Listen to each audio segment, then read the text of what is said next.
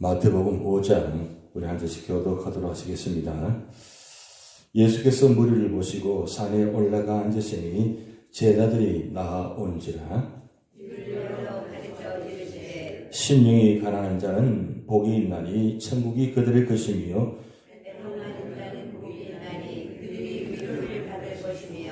온유한 자는 복이 있나니 그들이 땅을 기업으로 받을 것이며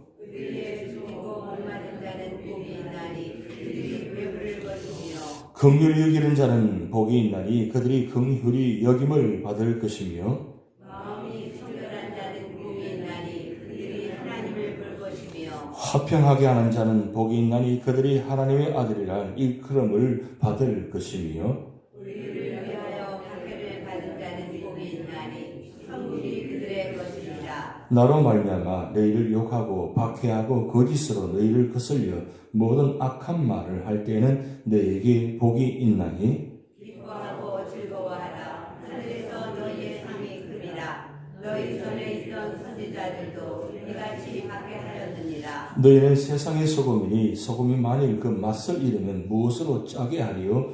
후에는 아무 쓸데없어 다만 밖에 버려져 사람에게 밟힐 뿐이니라. 너희는 세상의 빛이라. 하늘에 있는 동네가 숨겨지지 못할 것이요 사람이 등불을 켜서 말 아래에 두지 아니하고 등경 위에 두나니 이러므로 집안 모든 사람에게 빛이 있느니라. 이같이 너희 빛이 사람 앞에 비치게 하여 너희로 너희 심판의 주를 보고 하늘에 계신 너희 아버지께 영광을 돌리게 하라. 내가 율법이나 선지자를 폐하러 온 줄로 생각하지 말라. 폐하러 온 것이 아니요 완전하게 하려 함이라. 진실로 너희에게 이르노니 천지가 없어지기 전에는 율법의 전서 이력도 결코 없어지지 아니하고 다 이루리라. 그러므로 누구든지 이 계명 중에 지극히 작은 것 하나라도 버리고 또 그같이 사람을 가르치는 자는 천국에서 지극히 작다 일금을 받을 것이요 누구든지 이를 행하며 가르치는 자는 천국에서 크다 일금을 받으리라. 내가 너희에게 이르노니 너희 의가 서기관과 바리새인보다 더 나지 못하면 결코 천국에 들어가지 못하리라. 옛 사람에게 말한 바 살인하지 말라. 누구든지 살인하면 심판을 받게 되리라 하였다는 것은 너희가 들었으나 나는 너희에게 이르노니 형제에 의해 또하는 자마다 심판을 받게 되며 형제를 대하여 나가라 하는 자는 공회에 들어가게 되고 미련한 놈이라 하는 자는 지옥불에 들어가게 되리라. 그러므로 예물을 제단에 드리려다가 거기서 내 형제에게 원망들을 말한 일이 있는 것이 생각나거든. 예물을 제단 앞에 두고 먼저 가서 형제와 화목하고 그 후에 와서 예물을 드리라. 너를 고발하는 자가 함께 길에 있을 때 급히 싸워하라. 그 고발하는 자가 너를 재판관에게 내어주고 재판관이 옥리에게 내어주어 옥에 가둘까 염려하라.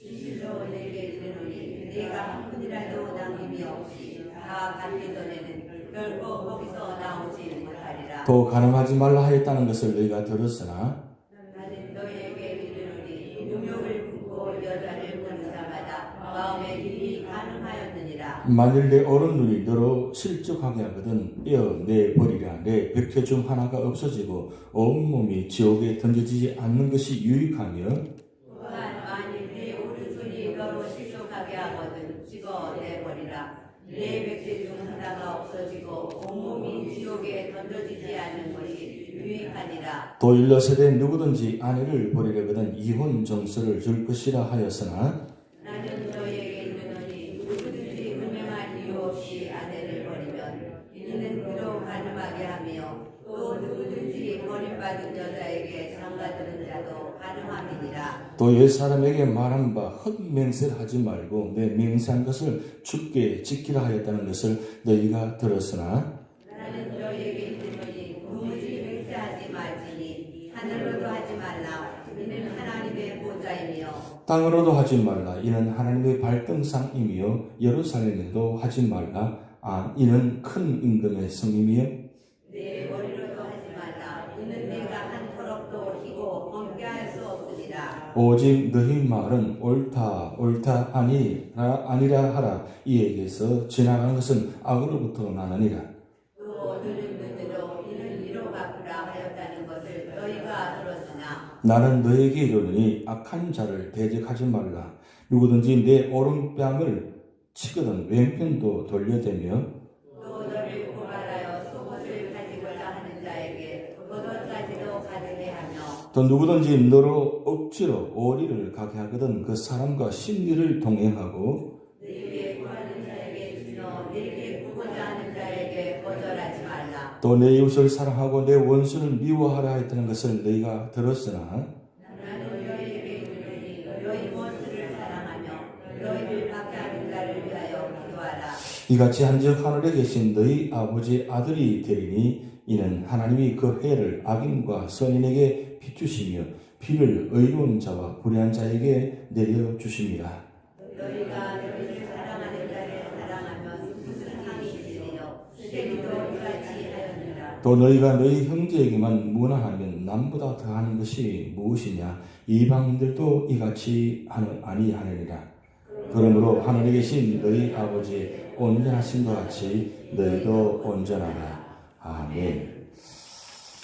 마태복음 5장 읽으시면서 우리가 너무나 잘 아는 말씀입니다. 말씀 읽으시면서 어떤 생각이 드세요? 야, 이대로 과연 지킬 수 있는가?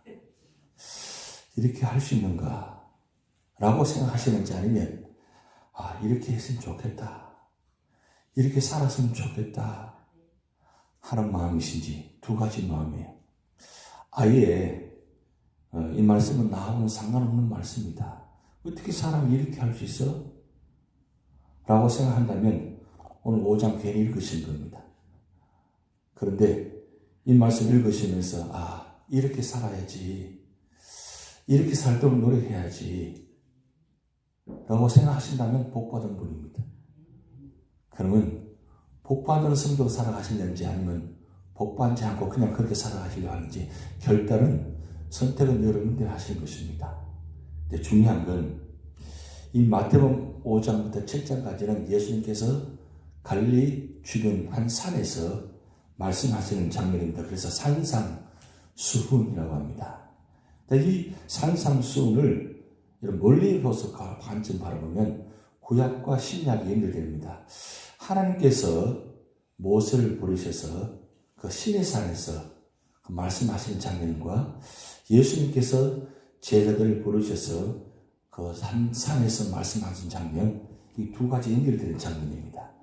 그래서 하나님은 참 산을 좋아하시는 것 같아요. 언제나 말씀하시는 분은 산에서 주로 말씀 많이 하셨어요. 근데 왜 그러면 산에서 주로 말씀하시느냐? 산은 여러분 산 위에 올라가신 분들은 알겠지만 올라갈 때가 힘드세요? 내려갈 때가 힘드세요? 산에 한 번도 올라가 보신 적 없으시니까 올라가는 힘든 건지 내려가기 힘든 건지 잘 모르시잖아요. 원래 올라갈 때보다 내려갈 때가 힘든 것입니다. 그런데 왜 산 위에서 하나님께 주로 말씀하시느냐? 그만큼 하나님과 가까이 있는 부분입니다. 그렇다면 우리가 예배를 들으러 올라간다고 하지 내려간다고 말씀하지 않거든요. 오늘 교회 올라간다. 올라가서 몰래 하나님 만나고 말씀 듣는다. 그냥 올라가는 신앙이 내려가는 신앙이 아니라 올라가는 신앙입니다. 그래서 하나님 주로 산에서 주로 말씀하시는데 그 산에서 주로 말씀에서 가장 핵심은 구약은 십계명이고 그리고 신약은 팔복입니다. 십계명과 팔복은 동일하게 연결되는 말씀입니다. 십계명은 성부 하나님께 주신 말씀이고 팔복은 성자 예수님께서 주신 말씀입니다. 그러면 왜 십계명을 주시고 팔복을 주시느냐? 그것은 십계명은 하나님 백성으로 살아가기 위해서 기준을 주신 말씀이고 그리고 팔복은 천국 백성으로 살아가는 주는 기준의 말씀입니다. 그럼 하나님 백성과 천국 백성의 차이점이 뭐냐? 사실 동일합니다. 왜냐하면 하나님 나라가 곧 천국의 나라이기 때문입니다. 그런데 하나님 나라에 임하려면 하나님 나라에 살려면 어떻게 살아야 되느냐? 기준이 있어야 되냐는 거죠. 기준이 없으면 어떻게 살아갈 수 있겠어요? 만약에 기준이 없다면 이건 정말 천방지축이 될 겁니다. 여러분 미국 땅에 오셨으면 반드시 미국 법을 지키셔야 됩니다.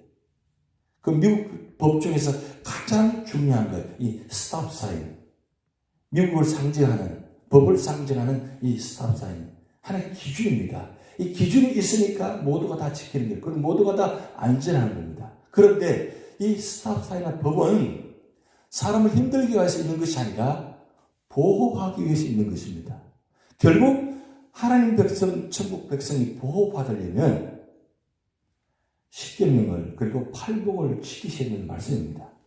그런데 이 천국 백성, 하나님 백성으로 살려가면 사실은 오늘 말씀 읽어보셨지만 이건 정말 우리 힘으로는 도저히 지킬 수가 없는 겁니다. 왜 그러냐? 우리 안에 이 죄성이 있기 때문에 이 죄성 때문에 말씀을 지킬 수가 없어요. 거기다가 사탄과 마귀가 우리를 늘 이 죄성을 이용해서 넘어지게 하기 때문에 우리는 힘듭니다. 우리의 힘으로는. 우리 능력으로는 할 수가 없다는 거예요. 그래서 하나님께서, 예수님께서 뭘 보내셨느냐? 바로 성령을 보내셨습니다. 예수님께서 사역하실 때도 우리가 4장 읽었었지만 성령의 임재로 말미암아 그 성령의 능력으로 성령의 이끌림 받아서 3년 동안 공생애 동안 예수님께서 사역하셨습니다. 그렇다면 오늘 우리가 예수님 주신 이 팔복부터 해서 4장, 5장, 6장, 7장 이 산상수훈의 이 말씀들 다 우리가 읽어보셨지만 알고 계시지만 이 모든 말씀을 지키려면 어떻게 되느냐? 성령의 능력과 임재가 있어야 돼요. 성령의 임재가 없으면 우리는 이 말씀을 지킬 수가 없어요. 지금은 성령 시대입니다. 우리 사도행전 1장을 통해서 성령께서 강림하신 장을 보셨잖아요. 성령 강림은 우리 속에 들어오셔서 우리에게 능력을 주셔서 그 능력을 가지고 이 세상 속에 하나님 백성으로 천국 백성으로 살아가도록 주신 말씀입니다. 그러기에 오늘 마태복음 5장, 6장, 7장 이 전체를 말씀을 보시면서 이 말씀대로 살려고 하려면 반드시 우리는 성령 충만을 사모하셔야 됩니다. 이 돌아온 주일이 바로 성령 강림 주일입니다. 부활 주일이 엊그제 같은데 벌써 성령 강림 주일이에요. 근데 이 성령 강림 주일날 우리가 뭘 생각하느냐? 120문도가 10일 동안 오직 성령을 사모하고 그리고 성령의 기다림을 사모하고 그러면서 기도하는 가운데 오순절날 그 성령 충만을 말미암아 세상 역사가 바뀌기 시작합니다. 결국 우리 삶의 모든 자리에 이 말씀대로 살려면 반드시 성령 충만이 있어야 됩니다. 그래서 오늘 이번 주간은 반드시 내가 성령 충만을 사모하고 성령 충만을 기도하시기 바랍니다. 우리 교회가 우리 가정에 개인적으로 모든 삶의 자리에 성령께서 충만히 임재하면 교회도 가정도 개인도 다 달라지게 되어 있어요. 달라지는 정도가 아니라 세상이 바꾸어지는 역사가 나타납니다. 왜 교회가, 왜 성도가, 왜 그냥 그렇게 살아가느냐고요? 그건 성령 충만을 사모하지 않고 성령 충만의 능력이 나타나지 않고 성령 충만의 역사가 나타나지 않기 때문에 교회도 가정도 개인도 다 마찬가지 그렇게 살아가는 거예요. 만약에 제자들에게 성령 충만의 역사가 없었더라면 그들은 여전히 그렇게 갈릴리에서 고기 잡는 사람으로 끝났을 것입니다. 그런데 성령 충만의 역사가 나타나니까 그저 고기 잡는 그 사람들이 나가서 복음을 전하는데 3,000명, 5,000명 회개하고 기적에서 나타나고 세상에 변화되는 모습이 나타났잖아요. 그건 사람이 하는 것이 아니라 성령께서 역사하셨기 때문입니다. 성령께서 우리를 사용하셔서 우리를 통해서 정의의 삶을 감당하게 하시고 우리를 통해서 세상을 변화시키는 거예요. 우리가 한 영혼 구원하고 한 생명 돌아보자 이 표를 가지고 계속 기도하고 나아가고 있습니다. 과연 이 한 영혼 구원하기가 얼마나 힘듭니까? 우리 힘으로는 힘들어요. 그러면 우리가 이 모든 일들을 감당하려면 어떻게 되느냐? 바로 성령 충만하면 된다는 거예요. 예수님도 사역하실 때 성령 충만에 임재하셔서 성령 충만으로 성령의 이끌림 받아서 성령의 능력으로 함께 사역하셨다는 것입니다. 그렇다면 오늘 우리 삶의 자리도 아무리 말씀을 읽고 말씀을 외우고 하다 할지라도 성령 역사하지 않으면 감동이 없고 성령 역사하지 않으면 능력이 나타나지 않고 성령 역사하지 않으면 우리가 모든 일을 할 수 없다는 겁니다. 그러기에 사도행 1장 8절 말씀 보면 오직 성령이 너희가 임하시면 너희가 권능을 받고라고 했어요.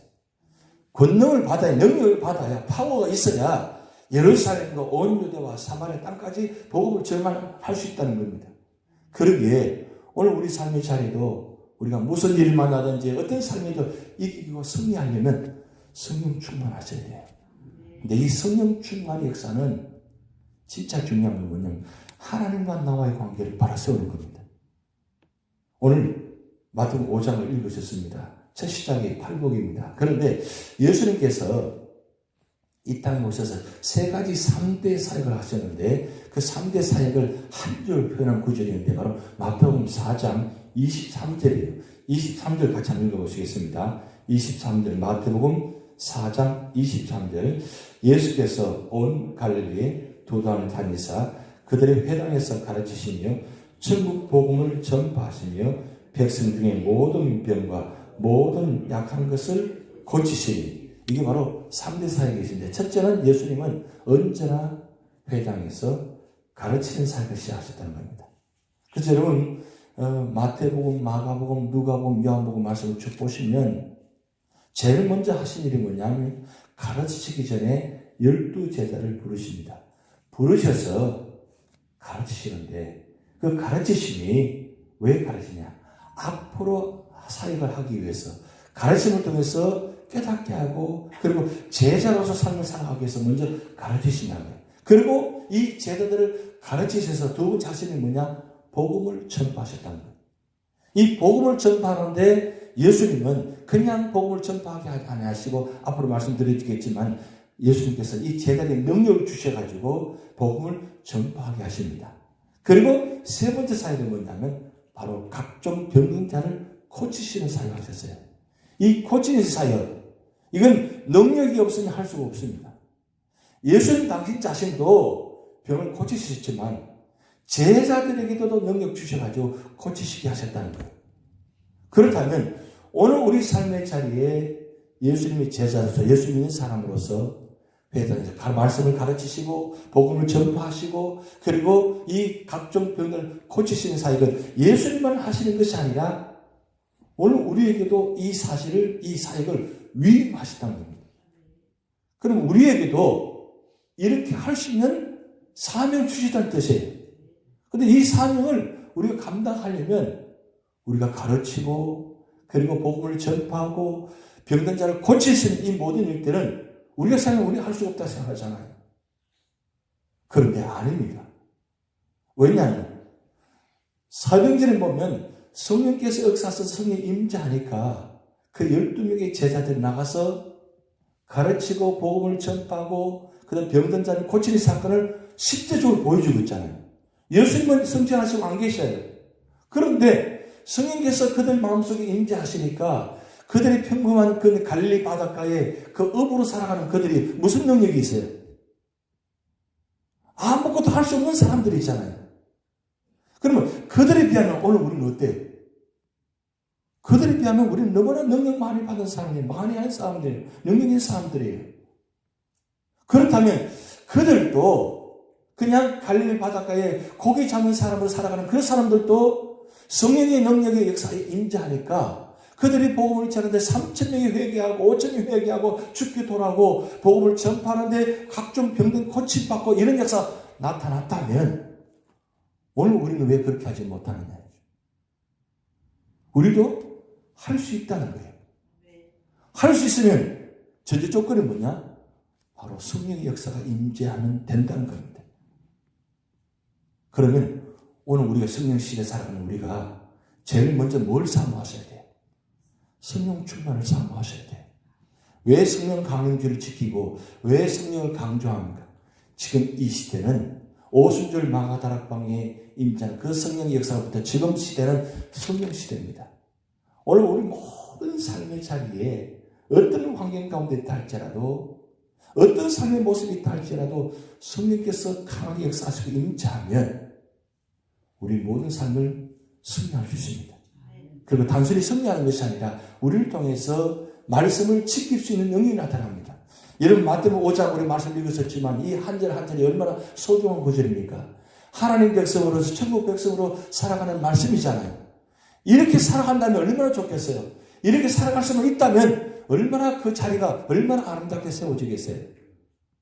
그렇다면 오늘 우리 삶의 자리에, 우리 교회나 가정이나 모든 삶의 자리에 이와 같이 천국의 나라가 이루어지려면 어떻게 하셔야 돼요? 바로 하나님과 나와의 관계 속에서 성령의 역사로 말미암아 먼저 정리해야 된다는 거죠. 하나님과 나와의 관계, 이게 먼저 서야만 나와 이웃과의 관계가 본질에 세워집니다. 바로 성령의 역사는 하나님과 나와의 관계를 바로 세워주는 역사입니다. 역사가 나타나니까 성경이 임재하니까 회개가 이루어지잖아요. 성령께서 역사하지 않으면 절대 회개하지 않습니다. 우리가 처음 예수 믿을 때, 예수 믿고 난 다음 가장 먼저 한 일이 뭡니까? 나는 죄인입니다. 내가 죄인이라는 거죠. 죄인이라는 것은 내가 사실 그동안 깨닫지 못했는데 성령의 역사하시니까 내가 죄인인 것을 깨닫게 하잖아요. 그 깨닫는 자리가 어떤 자리냐? 바로 오늘 팔복의 첫째 말씀, 심령이 가난한 자의 모습이에요. 이 팔복의 시작과 끝이 바로 천국을 이야기합니다. 천국이 임재하려면, 천국이 이루어지려면, 천국이 우리 가운데 임재하려면 바로 성령의 역사로 말미암아 하나님 앞에서 내가 누구인가를 깨닫고 내가 어떤 사람인가 깨달으면 그 자리가 가장 아름다운 자리, 축복의 자리, 천국의 자리에 이루어집니다. 내 마음속에 성령의 역사로 천국이 이루어지면 세상이 다르게 보입니다. 세상이 바뀌어져 보입니다. 나의 삶의 자리가 태도가 달라집니다. 하나님과 나의 관계, 이웃과의 관계, 모든 관계가 새롭게 정립이 되어집니다. 그것이 신앙의 바로 관점입니다. 여러분 새벽마다 나와서 기도하는 이유가 뭡니까? 바로 웃음소리가 뭔가를 이 자리가 시작하는 거잖아요. 오늘 웃음소리는 바로 하나님이라는 거죠. 왜 우리가 기도하고 왜 하나님에 엎드리고 하나님에 예배드립니까? 웃음소리가 하나님이기 때문입니다. 왜 하나님입니까? 하나님부터 능력을 받아야 되기 때문입니다. 하나님 통해서 말씀을 받아야 됩니다. 근데 그 말씀대로 살려면 우리 힘들어 살아가지 못합니다. 그래서 하나님께서, 예수님께서 성령을, 보혜사 성령을 보내주셔서 우리에게 임재하시면 이 하나님 말씀을 가지고, 이 말씀을 가지고 세상을 살아갈 때 나는 이 힘을 가지고 살아갈 수 없지만 성령께서 우리 가운데 역사하시면 마태복음 5장에 나타난 이 모든 말씀을 지킬 수가 있는 것입니다. 이번 한 주간도 성령께서 역사하셔서 성령 충만한 말미암아 우리 모든 삶의 자리에 이 말씀대로 이루어지는 역사. 그래서 이 말씀이 이루어진 말미암아 우리 교회가, 우리 가정이, 우리가 머무는 자리가 다 천국이 이루어지는 그런 놀라운 역사가 나타날 줄 믿습니다. 같이 기도를 하시겠습니다. 하나님 계신 우리 아버지, 이름이 거룩히 여김을 받으시오며 나라가 임하옵시며 뜻이 하늘에서 이루어진 것 같이 땅에서도 이루어지이다. 오늘날 우리에게 일용할 양식을 주옵시고 우리가 우리에게 죄 지은 자를 사하여 준 것 같이 우리 죄를 사하여 주옵시고 우리를 시험에 들게 하지 마옵시고 다만 악에서 구하옵소서. 대개 나라와 권세와 영광이 아버지께 영원히 있사옵나이다. 아멘.